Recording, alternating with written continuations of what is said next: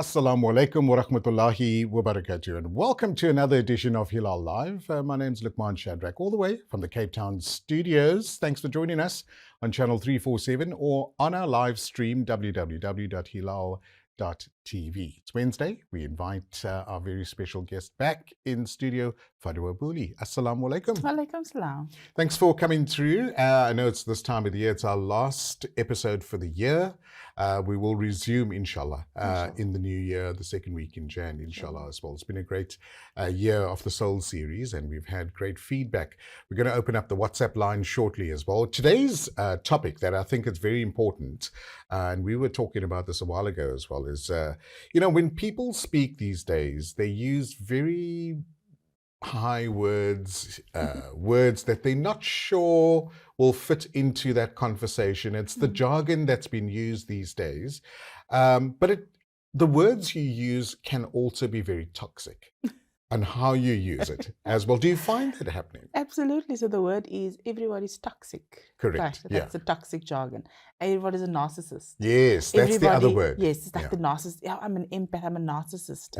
They're like using and throwing these words, and we don't have the right to diagnose because we're not in that position to be able to diagnose. That comes from doctors and maybe psychiatrists, psychologists who'll be able to diagnose that. And now the information is out there. It's like all over. You switch on social media and how to get rid of toxic parents, how to deal with toxic family members, how to, everything is how to, but are they understanding the context and the content of it when they use the words?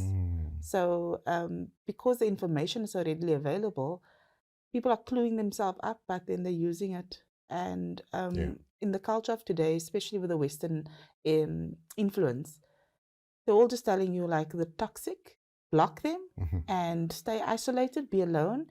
But is that what Quran really teaches us? No, definitely not. No. We need to make saluh. We need to make amends, especially when it comes to our parents or kids for that matter. Yeah, parents, kids, family members, we mustn't cut kinship. Yes. Our family ties are important. And now what some psychologists, especially westernized, what I've experienced, especially with clients coming into my therapy room, they said, no, my psychologist, my psychiatrist said I must cut them off and move out and, do those things.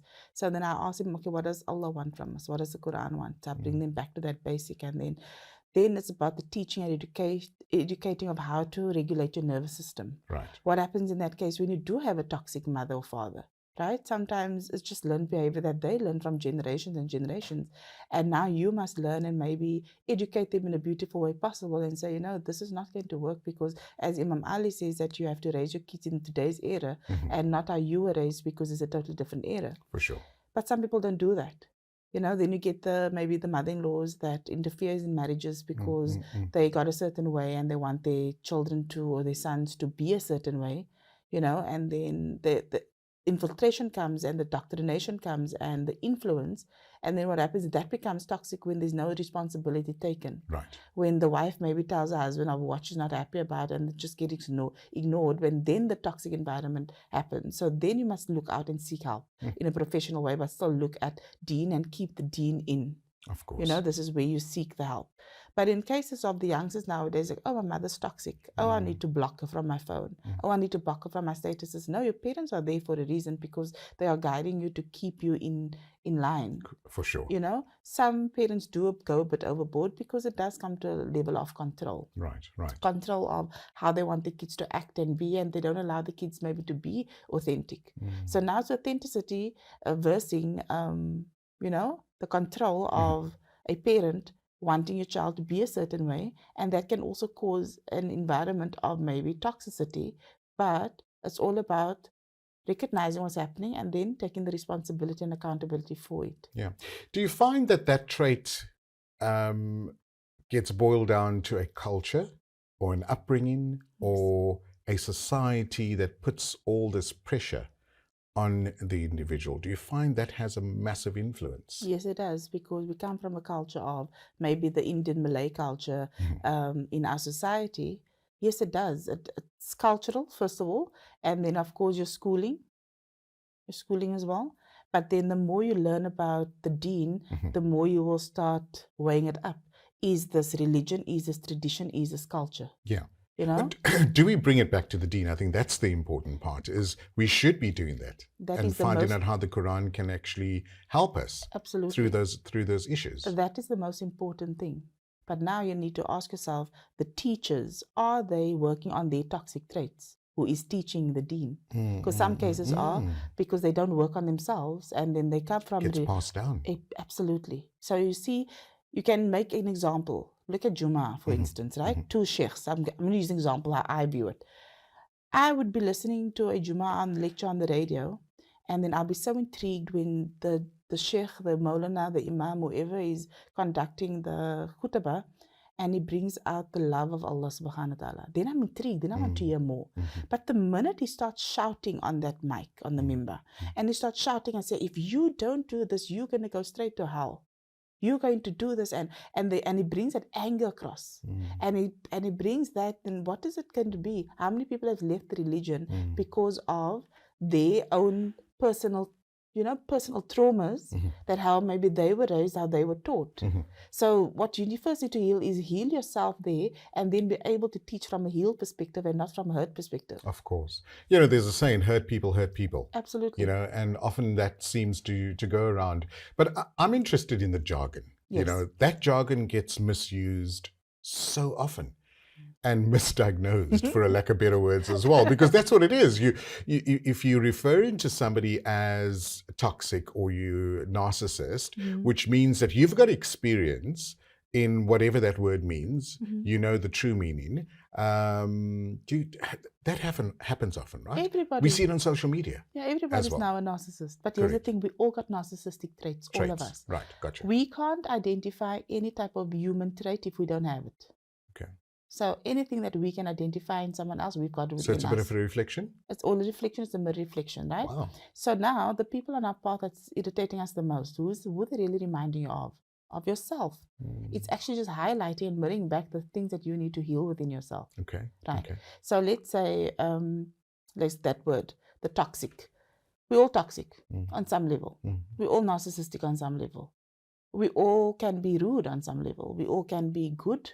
So when we recognize that in someone else, we need to take a step back and look within ourselves and say, where have I done this to someone else? Yeah. Where have I treated somebody like this that is happening to me again? Because it's like kifara, what goes around comes around. Of course. It's like, what's the other one?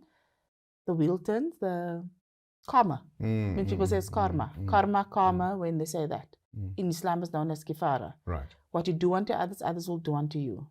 And when you give to others, not necessarily the same person will give you, but you'll get it back. Somewhere because else, that's the law of balance. So when people understand that and say that, okay, when clients tell me, oh, that person is very narcissistic, and I say, now explain narcissism to me.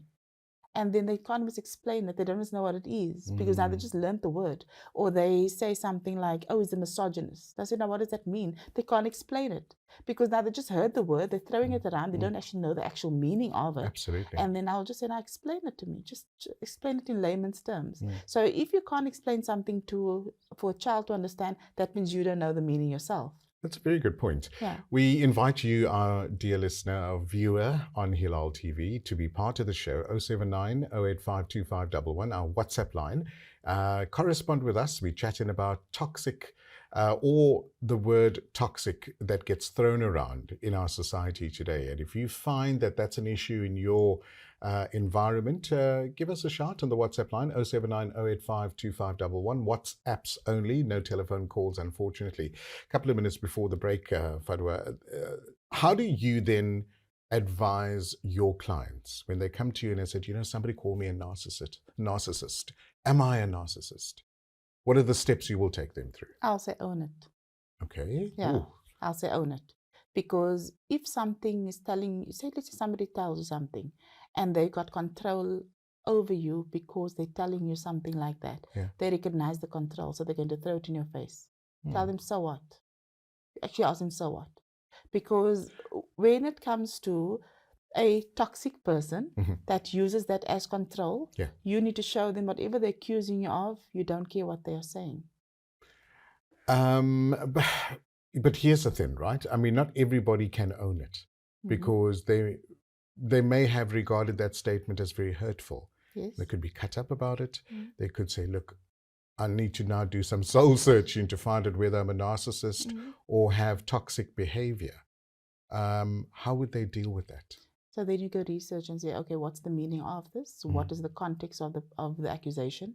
You need to understand the context. So like I said, if you're just going to throw around something for someone else to be caught off guard and for you to gain control over that person's energy, then they're doing it for a specific reason. Okay. In that case, I would say own it and don't respond to it or just ignore it. Yeah, respond immediately for sure. Yeah, don't respond to it. Well, not respond, react to it. React. So it's the reaction that they're needing. Right. So a toxic person is going to need the reaction because they need to throw you off or they need to put you in a corner so that they got that control over you. If you're not reacting to it, they've lost all their power. So your whole aim need to be, I'm not going to react to this. And it's hard because the person who has done this all the time, they know exactly which buttons to press. So siblings do it to each other.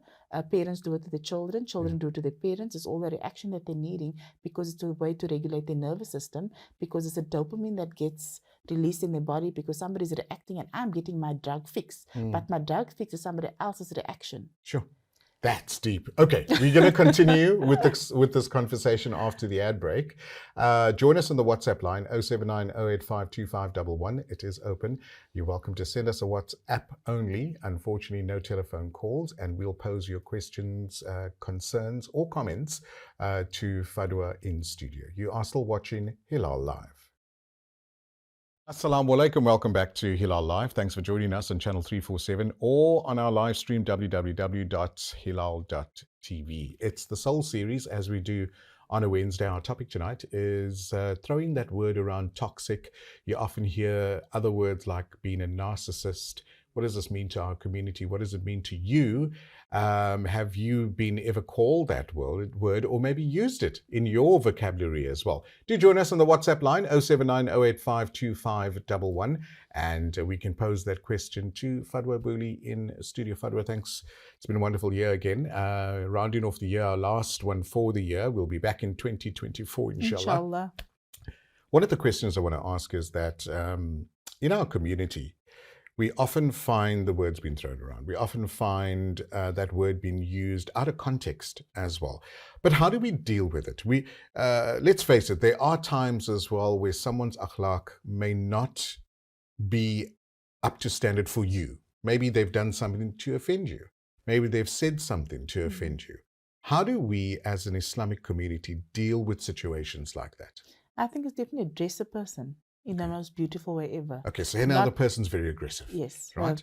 So then you could send them a message, but then again, if the person's aggressive, how's it going to read the message? Like WhatsApp and emails. Yeah, there's no emotion on there. Yeah, there's no emotion on there, and also. Oh, you can send a voice note. You can send a video now. Yes, you can send a video now, and you can have your expressions on there. Say, I'm just trying to. We make light of it, but it's true. Yeah. Because when you read the message, you can read in your tone. If you're angry that day, everything you're going to read is going to come across as anger. Exactly. If you're sad, everything is going to be sadness. Correct. Because you're not actually seeing. So the best way is to see the person's facial expression, is to feel the energy, is to hear their tone of voice. Okay. Because that is needed. So in the culture, like you're asking me now about religion, in some cases, I've had this already where people, the more they learn the deen, or the more they dress according to the deen, they think they're better than others. I don't know if you've experienced it. I've experienced it already. Man, I wouldn't say outright, but ever so now and then, I often boil it down to what's going on in that person's life. Maybe they're having a bad day, they're having a stressful marriage, they're having a stressful work environment. There could be contributing factors. I'm being diplomatic here. But yes, there are avenues or moments that we all have where we've experienced a very harsh conversation with someone, and maybe they weren't as warm to you as you would have expected. Something like that? Yeah. So that has happened already. And then I would ask them, is everything okay? Is everything okay at home? Alles alright. That's our saying in Cape Town. Is alles alright by the house? Yeah. Something like that. But some people are not aware. It's the awareness that you bring to somebody in the most beautiful way possible. And in that moment, I would advise somebody to recite Nabi Musa's dua. Okay. When he recited, Nabi Musa alayhi salam, when he needed Allah to loosen his tongue, he recited Rabbi Shahri Sadri, So we need to do that. So before I even approach you and I've got something, maybe beef with you and I want to sort it out, I'm going to ask Allah subhanahu wa ta'ala to guide my tongue. Right. Ya Allah, let me speak from my heart. Because when I speak from my heart, it's going to go from my heart to your heart. If I'm going to speak from my ego and mind, it's going to go over your mind. It's going to go right above, over, and you're not going to hear me at all. Because must remember, two people are arguing, they're not hearing each other at all. But if you're going to speak softly. Because there's an agenda. Yes. So, and you're pushing your agenda, basically. Absolutely. So if you're coming from a space of heart consciousness, it's going to reach the heart, and then it's going to settle in the heart, and then they will basically listen and learn, right? Okay. And maybe they need time to process, maybe they need time to digest, and you need to give them that time. Some people can respond, and you must remember it's defense. Defense is coming from a space of ego. They're feeling, I need to be on defense now because I need to protect myself, because Mason's law of avoidance is that if anybody is going to call you out on something, you're going to avoid that conflict. You're going to avoid that situation. Yeah, nobody likes conflict. No, not at all. And nobody also likes being told about themselves, especially if it's something negative. For sure. Something positive, yes, you want to learn and you want to say more and more and you want to try and be modest about it, but you want to hear the good things. You don't want to hear the bad things. Okay, so then let's take a scenario in a family environment where someone doesn't agree with someone else, and they've thrown these words around, toxic and narcissist, and what's the other words? Anyways, those type of words. What is my approach? Instead of using those harsh words, how do I approach someone when their behavior, when their attitude towards me is offending my character? Then you need to ask yourself, is it offending my character, or is it just a case of me being offended by something someone is saying? Okay. Right. So if this person attacks on your character, you need to say what you're saying is not appropriate. Right. And especially where they're doing it, how they're doing it, and what the circumstances are. Sometimes but also how it's making you feel. Absolutely. So sometimes it can just be over and eat lunch, for instance. Which pudding you're going to bring? Oh no! And now all the stuff families have been, and Tupperware. Don't get me started on not returning the Tupperware. So now it's going to come from a place of, you're so lazy. But they don't understand your love language. Do you understand your sibling's love language? If the sibling is buying most of the stuff for the household, why are you still expecting the sibling to do all the stuff? Right. I mean, I had a client that comes and say, I hate Eids. I can't deal with Eids. When it comes to Eid function, I go through so much anxiety. Sure. Why is that? Because she says, when I come, then it's like, you didn't do this, you didn't do that, and you need to, and she says, like, it's supposed to be a celebration. I'll provide stuff for the household, and I will provide the money because my love language is gifting. And then my brother will come in and say, you're so lazy, you didn't do X, Y, and Z.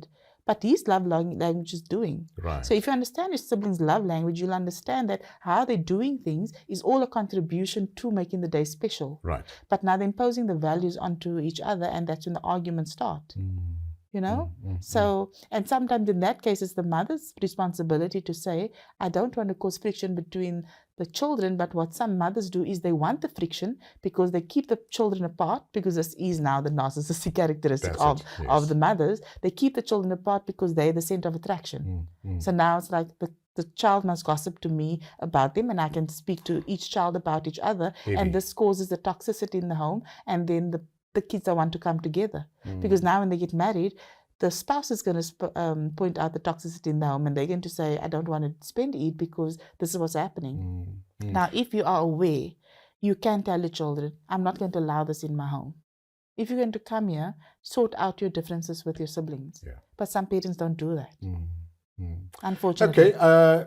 If you would like to correspond with us on the WhatsApp line, 079 085 2511, let us know your thoughts about today's topic, and we can share those thoughts on air or to Fadwa as well. So that's the family environment. You get then the community environment as well, that also can be very challenging when these words are thrown around. But more importantly, one that controls our life most of the time is our work life, because there can be these type of words thrown around in the workplace. You spend most of your day at work as well, so it can become uncomfortable. Have you ever had a scenario where a client has come to you and said, I'm very unhappy at work. I want to find another job. I've been here for 20 years, but the work environment's become too heavy for me. How do you deal with that? The toxic culture at work is actually real, because in some cases you get where some work peers don't do their work. And what they do is they do that toxic behavior where they gossip about each other and they play the one up against each other. So I would say 60% of my clients this year has come across as they want to give up the jobs, they don't want to be there anymore. And then I really laugh and I say, oh, another midlife crisis eating because you need to get out of that work environment. But it's real. It's so real that I'm being victimized at work and this is what's happening. And some people end up on antidepressants because they can't deal. This is something that they have to go in because they are applying for other jobs, but they can't.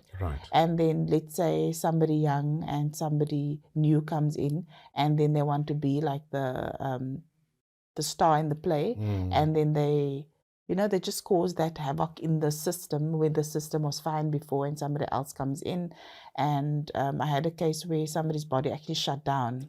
Right, the central nervous system shut down, and she became allergic to life and people, which we call in neural organization technique. It's like your body just shut down and she couldn't deal, right? And then they were giving her warnings that she needs to come to work, but she said she couldn't get to work.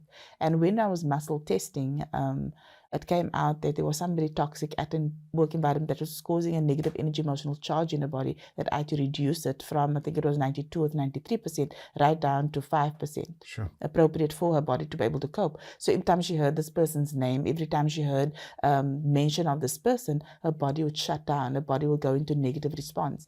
And that is unhealthy. Now that is a toxic environment. Absolutely. Now some cases where they take it to HR sometimes do nothing about it. Or the person... because it could be somebody that's in a higher position that could be causing this situation. Yes, and I had a case as well. There was a client, and she said that she was promoted, and the one woman, she was promoted higher than the other woman because she studied and she achieved a job title, and the woman didn't want to report to her because now this woman was also after the job, and then she will show deliberately that she won't respond to emails, she won't do things, she'll go above ahead to the boss higher than her current manager. So the manager was basically my client, and she said, I don't know how to deal with this woman. So this is the higher you need to hold space. And then I would say it will get better, but then she said it's getting worse, to the point of I gave her this advice and I said, you need to turn to Allah in this case, and you need to say, Allah, if it's not good for me to be there, remove me, and if it's not good for her to be there for me, then remove her. So about a month ago, she said, guess what? That woman is actually relocating overseas. I said, you see, your eyes will take it on. So in that moment of like toxicity, whether it's the home environment, whether it's your work environment, you need to turn to Allah in that time and to say, Allah, this is your creation. Teach me how to deal with them. Brilliant. You know? Fadwa, it's been an amazing series. We look forward. We absolutely, yes, for the year. We're back next year, inshallah. I know, there's so much to talk about. Jazakallah so much. All the very best. Enjoy the holidays. We'll link up with you in the new year, inshallah. Have a good one. Assalamu alaikum. Thank you. Alaikum salam. That's how we end the Soul series for 2023. We're back in 2024 with Fadwa Booley chatting to us and giving us much needed advice. After the break, we chat to two brothers about their trip to Palestine and Al-Aqsa. You are still watching Hilaal Live.